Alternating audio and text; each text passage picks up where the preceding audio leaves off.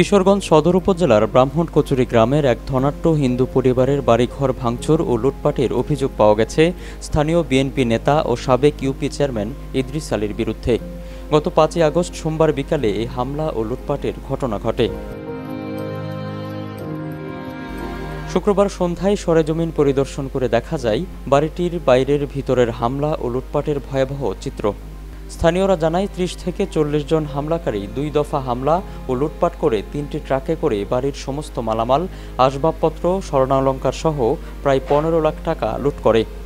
লুটপাটের খবর পেয়ে সেনাবাহিনীর একটি টহল দল ঘটনাস্থল পরিদর্শন করে ও স্থানীয়দের বাড়িটি দেখে রাখার নির্দেশ দিলে ঘটনাস্থল ত্যাগ করার সাথে সাথে হামলাকারীরা আবারও লুটপাট শুরু করে।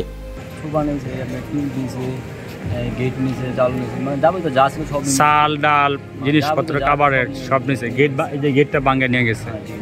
আচ্ছা আচ্ছা।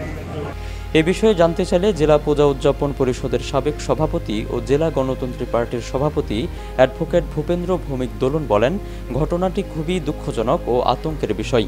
আমি এই ঘটনার তীব্র নিন্দা জানাই ও সঠিক বিচার দাবি করছি। কিশোরগঞ্জে দায়িত্বরত লেফটেন্যান্ট কর্নেল রিয়াদ জানান, বিষয়টি খুবই দুঃখজনক ও স্পর্শকাতর। আমরা বিষয়টি খতিয়ে দেখে অপরাধীদের আইনের আওতায় নিয়ে আসব। BD channel 4 desk report.